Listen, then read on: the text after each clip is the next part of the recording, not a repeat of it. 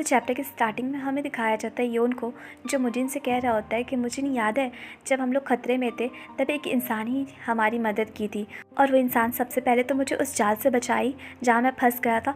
उसके बाद वो मुझे तुम्हारे पास लेकर गई जहाँ पे तुम बंद थे, और उसने उस रूम का दरवाज़ा भी अपनी चाबी से खोला।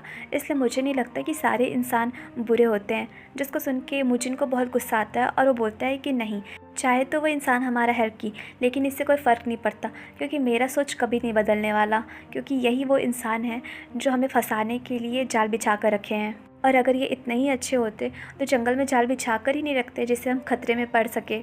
और रहा सवाल उस इंसान का जिसके बारे में तुम बात कर रहे हो, क्या उसे पहले से नहीं पता था कि इस जंगल में जाल बिछा हुआ है? और अगर उसे पहले ही से पता था तो वो जाल हटा भी तो सकती थी, लेकिन फिर भी तो वो नहीं हटाई, तो वो भी कहाँ से अच्छी हो गई। इसलिए वो जो एहसान की हम पे, उसके तले तुम मत दबो, क्योंकि वो जानती है कि वो लोग हमारा शिकार कर रहे थे, फिर भी उसने हमारी मदद नहीं की सारे जाल को हटाकर, तो इसमें उसका भी गलती हुआ।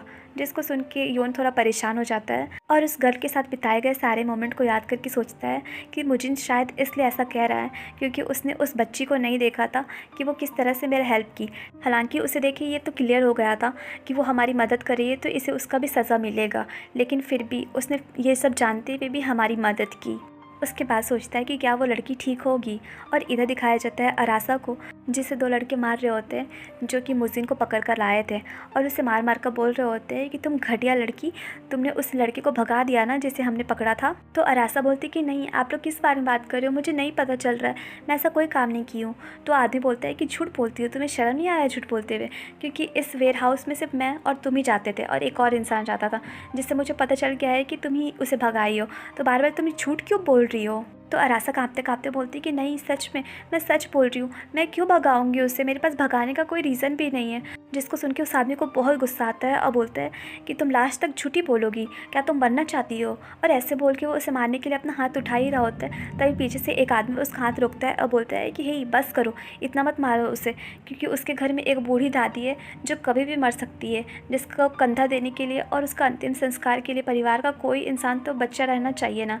अगर ये भी मर गई तो हम ही लोग को उसका अंतिम संस्कार करना होगा, जो मैं नहीं करना चाहता हूँ, इसलिए इसे छोड़ दो। उसके बाद वो आदमी बोलता है कि हे लड़की, अभी से हमें तुमसे कोई जड़ी बूटी नहीं चाहिए, इसलिए तुम यहाँ से निकल जाओ और दोबारा यहाँ पे लौट कर मत आना, क्योंकि अब हम लोग तुम्हें देखना नहीं चाहते हैं, और अगर तुम दोबारा यहाँ पे आओगी तो हम लोग शायद तुम्हें ज़िंदा ना छोड़े। तो अरासा ये सुन के पूरा डर जाती है और जल्दी जल्दी अपना बैग पैक करने लगती है। तभी वो अचानक से वो रुमाल देखती है, जिससे उसे योन का याद आता है, जिसको याद करके सोचती है कि उससे पैर में बहुत चोट लगी थी, तो क्या वो सुरक्षित घर पहुंच गया होगा। और ऐसे सोच सोच के वो भी इधर बहुत परेशान हो रही थी, और इधर योन भी उससे याद कर करके परेशान हो रहा था। और इधर सामने मुजिन योन का पैर देख के बहुत गुस्सा करता है और सोचता है कि दोबारा मैं अपने लोगों का जान कभी खतरे में नहीं डालूंगा, और मैं इतना शक्तिशाली बनूंगा कि मैं अपने लोगों का रक्षा कर सकूं उन घटिया इंसानों से। उसके बाद हमें बताया जाता है कि बहुत साल गुजर चुके हैं, और हमें दिखाया जाता है मुजिन और योन को, जो अब काफ़ी बड़े हो गए थे, और वो लोग मार्केट में घूम ही रहे थे। तभी एक फॉक्स उनके पास आकर बोलता है कि मुझे कुछ इंपॉर्टेंट चीज़ बताना है। तो मुजिन बोलता है कि क्या मैटर है, बताओ। तो फॉक्स बोलता है कि इंसान फिर से बॉर्डर के पास हमारा शिकार करना शुरू कर दिया है, इसलिए लीडर्स ने आप लोगों को तुरंत बैठक के लिए बुलाया है। जिसको सुन के दोनों को पूरा चौंक जाते हैं। उसके बाद सीन शिफ्ट होता है और हमें दिखाया जाता है कि मीटिंग स्टार्ट हो चुकी है, और वहाँ पे सभी लोग अपना अपना राय दे रहे होते हैं कि क्या आप इंसानों को ऐसे ही छोड़ दोगे, और आप भूल गए कि इंसान किस तरह से बॉर्डर के पास हमारा कंटिन्यू शिकार कर रहे हैं, और कितनी बार बॉर्डर के पास आक्रमण हुआ है और आसपास के गाँवों को खाली कराना पड़ा है, क्या आप सब कुछ भूल गए।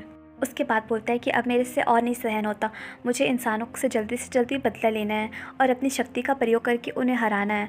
जिसको सुन के एक मेंबर बोलता है कि हमारे दिल में भी यही फीलिंग्स है, हम लोग भी इंसान से बदला लेना चाहते हैं, लेकिन हमें इंसानों के बारे में लगभग कोई जानकारी नहीं है कि उनके पास कितनी ताकत है और वो लोग क्या कर सकते हैं। और जब तक हमें उनकी असली ताकत नहीं पता चलती तब तक हम उन पे हमला नहीं कर सकते, नहीं तो इससे हमारा ही नुकसान होगा। और तुम्हें याद है पिछली बार जब युद्ध हुआ था तो हमारा कितना नुकसान हुआ था, तो इसलिए इस टाइम हम लोग बिना प्रिपरेशन के उन पे अटैक नहीं करेंगे और अपने लोगों को वहाँ भेजेंगे भी नहीं। तो मुजिन को ये सुन के बहुत गुस्सा आता है और वो बोलता है कि आप लोग हर बार एक ही बात करते हैं, कुछ नया बात तो कीजिए, हर बार सेम ही चीज़ सुनने के लिए मिलता है।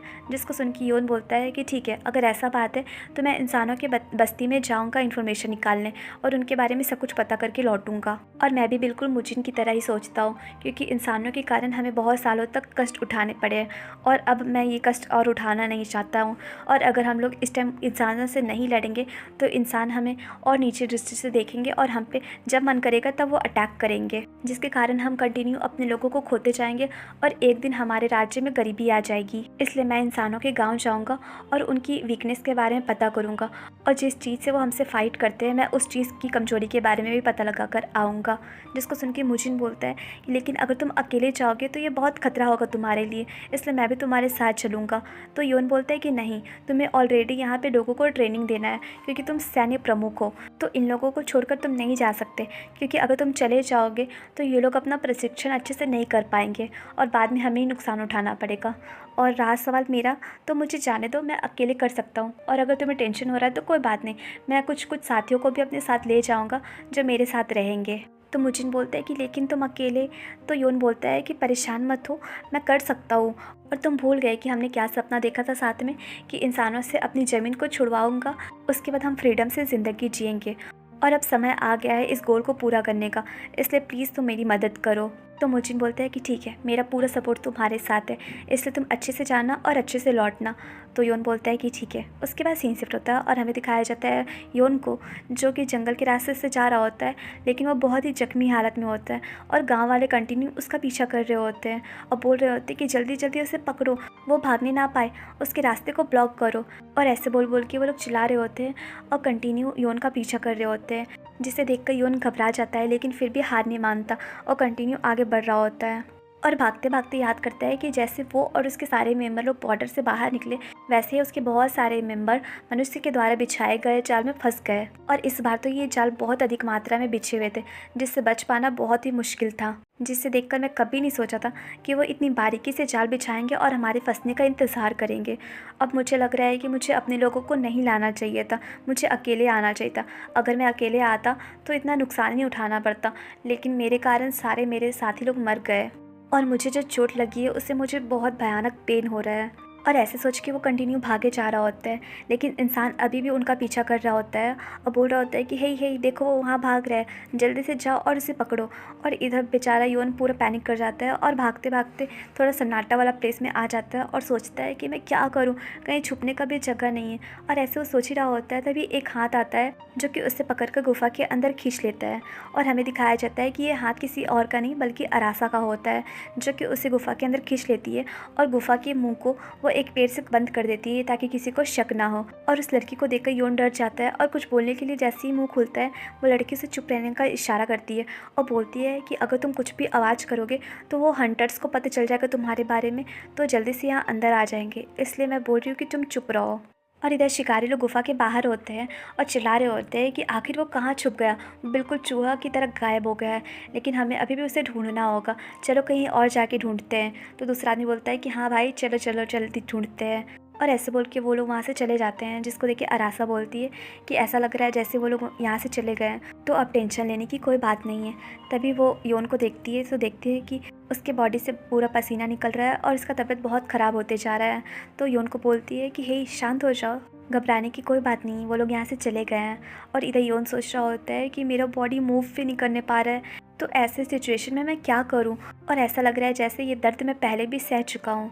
उसके बाद सीन शिफ्ट होता है और हमें दिखाया जाता है कि 1-2 दिन गुजर चुका है और योन का अचानक से आँख खुलता है।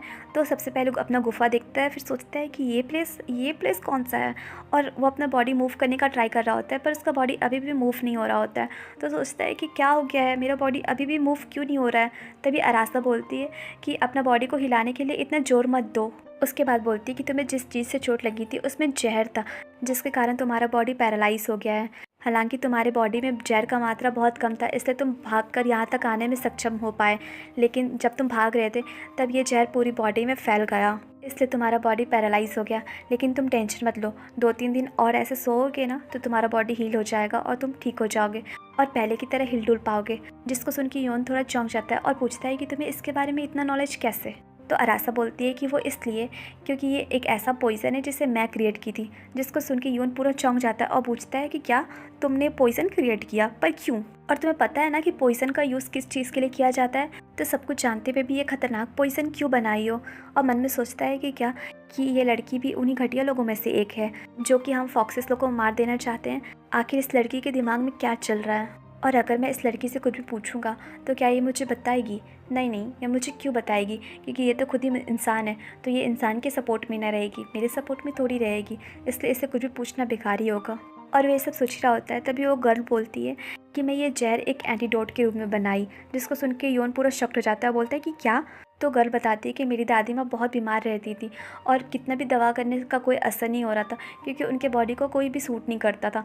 लेकिन जब मैं ये एंटीडोट बनाई, ये भले ही जहर था लेकिन उनके बॉडी में ये एंटीडोट की तरह काम करता था और मेरी दादी का हेल्थ सही होने लग गया। लेकिन जब हंटर्स को इसके बारे में पता चला तो वो मेरे पास आए दवा लेने के लिए और मेरे से बहुत अधिक मात्रा में दवा लेकर चले गए। लेकिन मुझे पता नहीं था कि वो लोग आखिर इसका किस चीज़ में यूज़ कर रहे हैं। तो इसमें मेरी क्या गलती है? मैं तो अपनी दादी के लिए बनाई थी ना।